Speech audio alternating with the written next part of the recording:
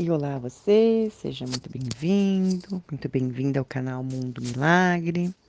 Eu sou a Camila Milagre e hoje a gente vai fazer um estudo do texto de um curso em milagres. A gente vai, na verdade, finalizar o capítulo 5.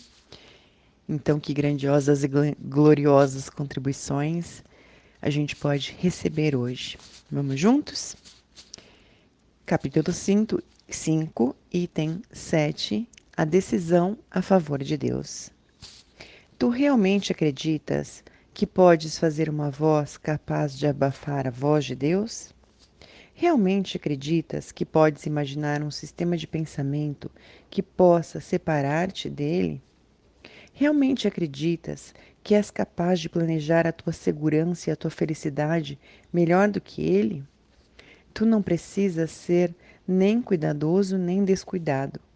Precisas simplesmente lançar sobre ele os teus cuidados, porque ele tem cuidado por ti. Deus cuida de ti porque te ama. A sua voz lembra-te sempre de que toda a esperança é tua devido ao seu cuidado, ao cuidado dele. Tu não podes escolher escapar do cuidado dele, porque não é essa a sua vontade, a vontade dele. Mas podes escolher aceitar o seu cuidado e usar o poder infinito do seu cuidado a favor de todos aqueles que ele criou através dele. Existiram muitos que curaram, mas não curaram a si mesmos. Não moveram montanhas pela sua fé, porque a sua fé não era íntegra. Alguns curaram os doentes algumas vezes, mas não ressuscitaram os mortos. A não ser que o curador cure a si mesmo, não pode acreditar que não há ordens de dificuldades em milagres. Ele não aprendeu que cada mente criada por Deus é igualmente digna de cura, porque Deus a criou íntegra. Apenas te é pedido que devolva a mente a Deus tal como Ele a criou. Ele só te pede o que te deu, sabendo que essa doação vai curar-te.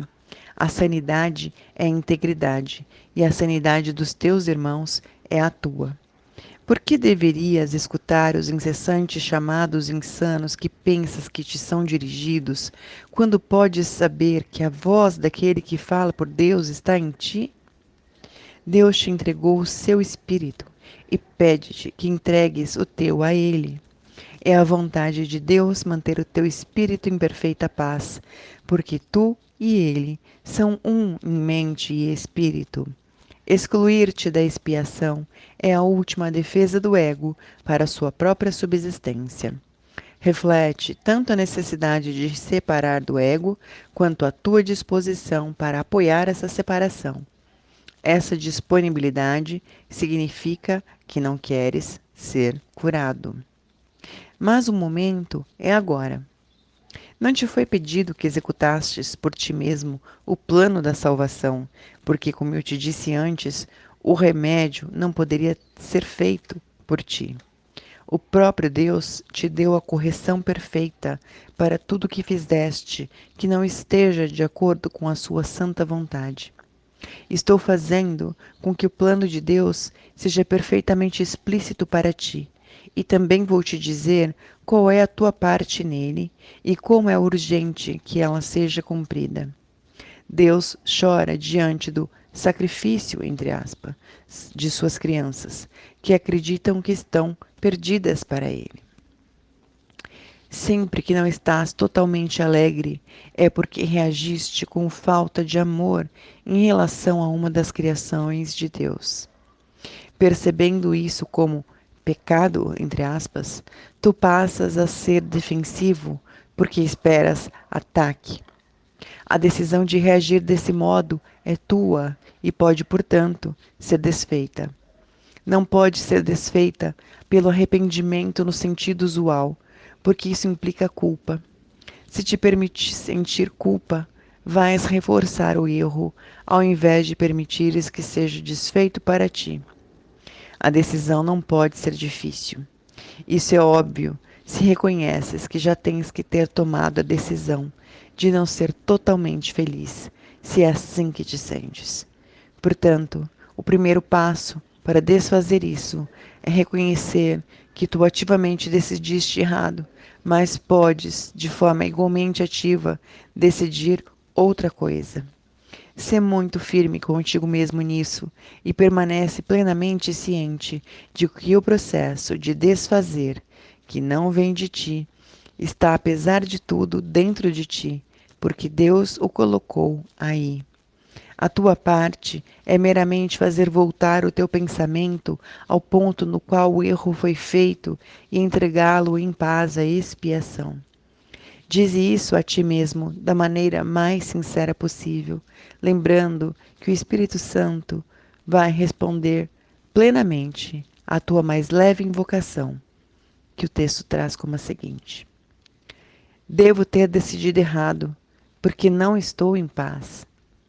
Tomei a decisão por mim mesmo, mas posso também decidir de outra forma.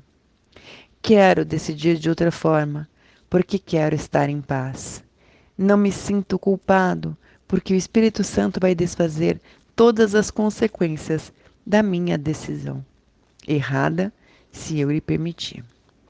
Escolho permitir-lhe, deixando que ele decida a favor de Deus por mim. E assim se encerra o capítulo 5. E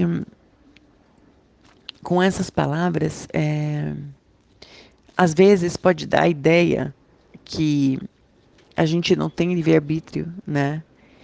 E que a gente não tem escolha, mas talvez o plano seja tão grandioso a nosso favor que nem isso a gente nem reconheça, né? Porque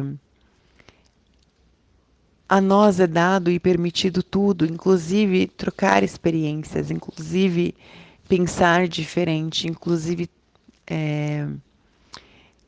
trazer coisas novas que parecem estar fora, mas estão todas dentro, né? Se a gente lembrar que a consciência inclui tudo e não exclui nada, e a gente já viu essa passagem de um jeito parecido ontem, né? Ele falando sobre isso, né? Que está tudo incluído, nada excluído, e que qualquer coisa já está dentro, nada está fora, e a gente tende simplesmente a olhar para as coisas como é, uma característica do ego, do tipo, eu trouxe isso à tona, eu fiz isso, eu, né? Como se fosse uma coisa separada. E se na verdade tudo isso estivesse aqui dentro, para nós, para ser usufruída, experimentada, e para que a gente possa simplesmente com isso é, experimentar, evoluir, é,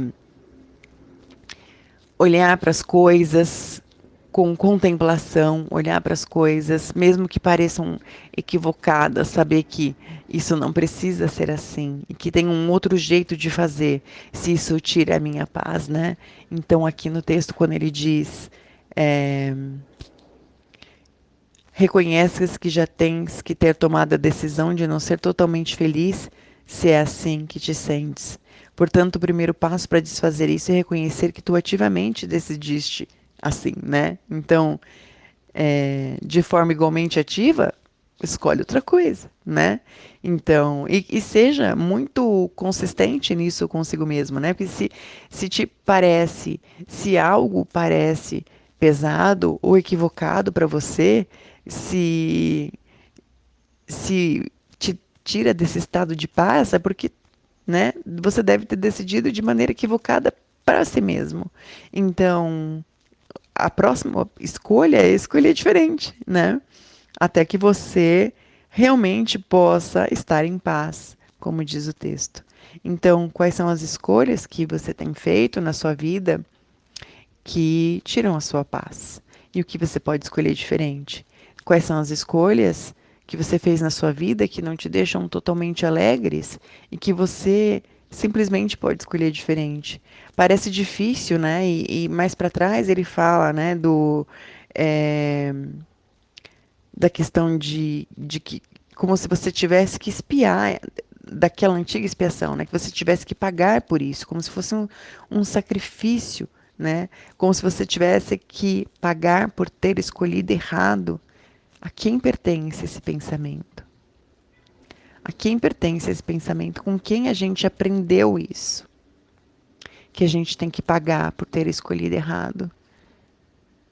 E se a gente simplesmente só pudesse escolher de novo? E ele, né, no texto ele já tinha comentado, porque deverias escutar os insensantes chamados insanos, que pensam que te são dirigidos, quando podes saber que a voz daquele que fala por Deus está em ti, que é a vontade de Deus manter o teu espírito em perfeita paz, porque tu e ele são um em mente e espírito. Então, todos esses lugares, né, que a gente tem a necessidade de se separar, para que a gente simplesmente prove um ponto de vista, né? Ou que seja o ponto de vista de eu escolhi errado, então eu tenho que pagar. Então, ele diz, essa disponibilidade significa que você não quer ser curado, né? Quanto você apoia, está disposto a apoiar essa separação, essa exclusão de você mesmo, significa que você não quer ser curado, que você, de certa forma, sente prazer de estar nesse lugar, né? Então, quais são esses lugares e com quem a gente aprendeu isso? Como seria a gente revogar e destratar todos esses acordos que a gente tem, ou todos esses lugares que a gente tornou isso tão vital, valioso e real para a gente, que a gente continua perpetuando isso, não só na nossa vida, mas nas gerações que vêm a seguir, às vezes nos nossos filhos, ou nos nossos funcionários, nos nossos animais de estimação. É uma insanidade, como diz o texto. Incessantes chamados insanos. Então, como seria se a gente pudesse aceitar, né, o cuidado e usar o poder infinito do cuidado de Deus a favor de todos aqueles que Ele criou através dele, inclusive nós mesmos. Então, com